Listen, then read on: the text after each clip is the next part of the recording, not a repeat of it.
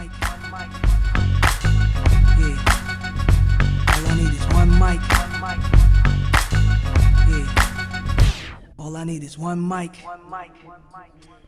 Hey everybody, welcome back to One Mic, and today I'm here to talk about episode 9, the season finale of Apple TV's Dark Matter, entitled Entanglement. I like this title because it has a very direct reference within the episode, the folder titled Entanglement, that has a link to the chat where all the Jasons, they meet to discuss the latest Charlie and Daniela news, as well as try to figure out the problem that is the focus of this episode. With all of these versions of Jason having spun off from the same OG Jason that was kidnapped, they all feel like they have a right to be with Daniela and Charlie, but they can't all be with Daniela and Charlie, and that is the predicament that we have in this season finale. So, they come up with all sorts of ideas, these various Jasons, including shared custody. How the fuck would that work? Daniela makes a great joke about holidays being tricky. But I think another interpretation of the title is that it refers to the concept of quantum entanglement. What's that, Mike? Glad you asked. Here's the definition straight from Google. Quantum entanglement is the phenomenon of a group of particles being generated, interacting, or sharing spatial proximity in such a way that the quantum state of each particle of the group cannot be described independently of the state of the others, including when the particles are separated by a great distance. Does that not describe OG Jason, Daniela, and Charlie? Like, new Jason almost explicitly says this to them in his little farewell voice memo. He says what they've been through is so unique that it shaped them into a puzzle that can only fit one another. Sounds like quantum entanglement to me, you guys. So yeah, good time. Good title there. And a good episode. A fitting into the show that preceded it. Not great, not bad. Just a fitting in for a solid B+ sci-fi show. And even though I've been hard on this show at times, I still want to give it and Apple props for continuing to make shit like this. Is this foundation? No. But continuing to push the boundaries on ideas and concepts that viewers will accept is certainly worth doing. And, you know, this show, Constellation, they were only disappointing in so much as not living up to the standard of great sci-fi that Apple has put forth so far. But both of those shows are a lot more creative, riskier, and require more of the audience, which I always appreciate, than the vast majority of what's on TV, and I think that Apple is better for it. So while this isn't going to make my best shows of the year list or anything like that, and neither will Constellation, I hope Apple continues to make these kinds of shows, because not being A+ shows doesn't mean that they're not worth making. They may not meet my standard of what I think is a great show, but my standard is dumb fucking high. In the grand scheme of things, both of these shows are really strong shows, and they're better than a lot of what's on TV nowadays, and I hope Apple continues to make stuff like this. This episode worked because it was simple.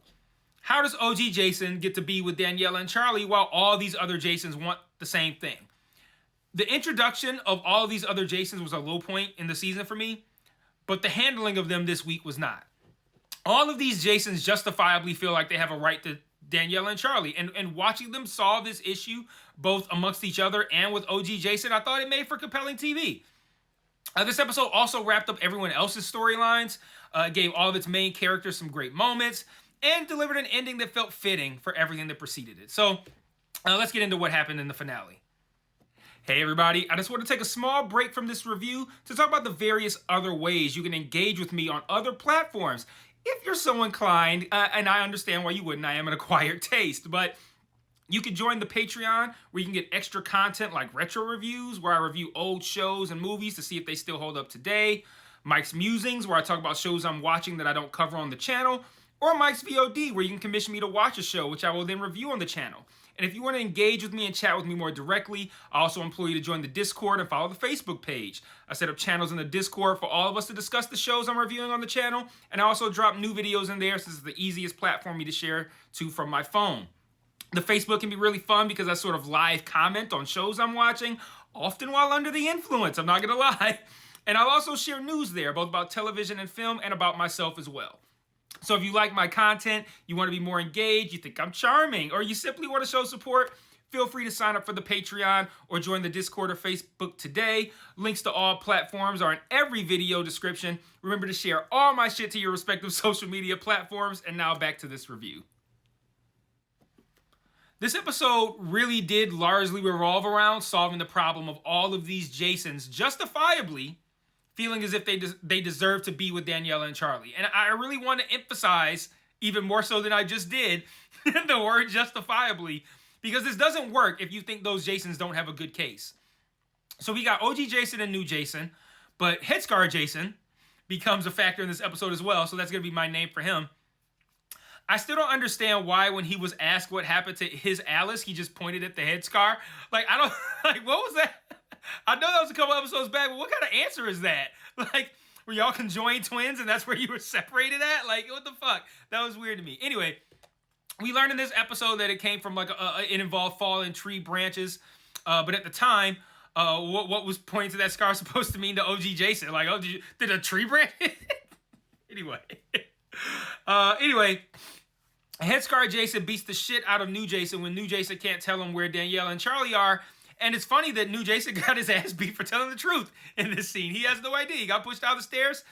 Motherfucker's been lying this whole time and getting away with it. Then he finally tells the truth and he gets his shit kicked in for it.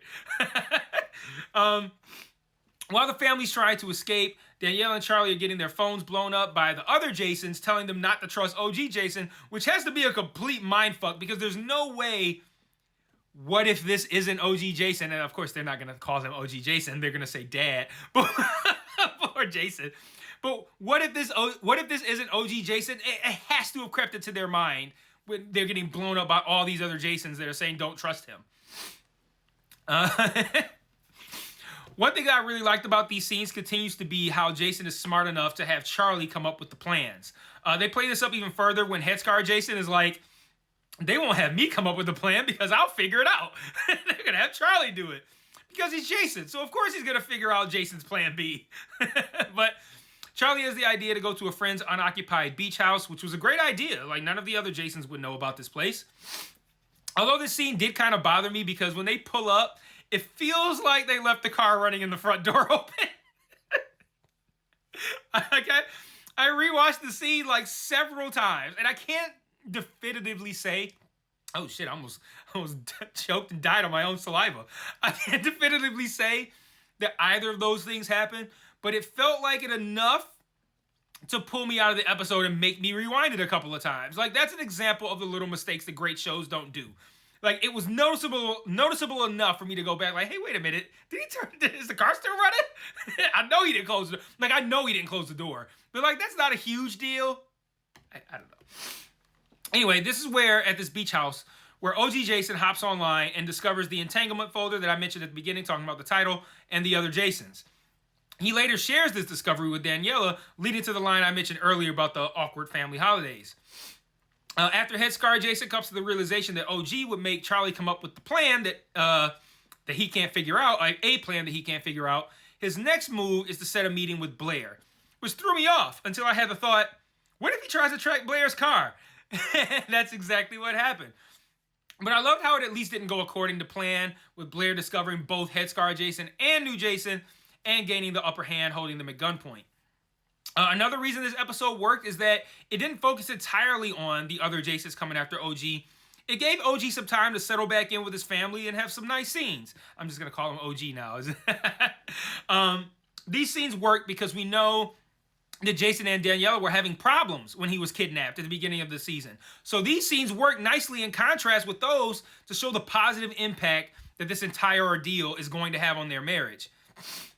But back to the other Jasons coming after OG. Daniela goes on the message board and she tells him that she made a choice to be with OG after all the aforementioned scenes of them having rejuvenated the love in their marriage. We learn that they ultimately follow Headscar Jason to the beach house because he's tracking Blair's car.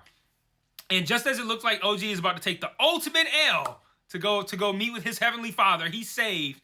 And I thought it was going to be by either Daniela or Charlie, but no, he turns around and he was actually saved by new Jason, who is finally, after getting the shit kicked in for telling the truth, has finally turned over a new leaf.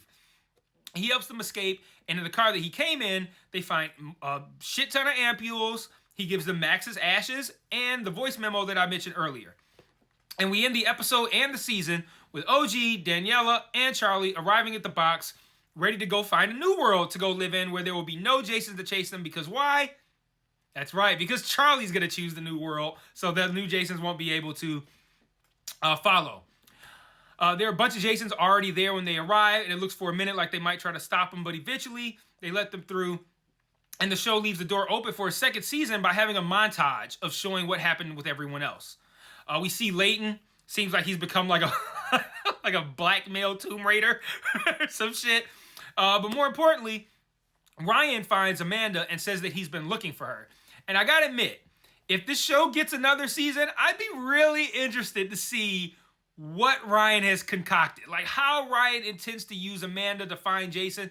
I suppose it will be something similar where her feelings for him could be used to find the world that Jason is in, like maybe use Amanda's emotion to find that world. But I'd implore the show to remember just how stupid Amanda is. So that plan probably wouldn't work.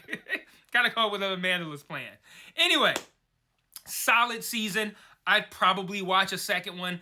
This was a good finale, entertaining show overall. Not one of the best sci-fi shows, not one of the best shows of the year. Like I said, it won't make my top 10 or anything, but I'd say the time spent watching it was time well spent. I did enjoy it. I wasn't begrudgingly watching any episodes, but let me know what you thought about the season. Let me know what you thought about the finale in the comments, and until whenever the next time we get together, peace.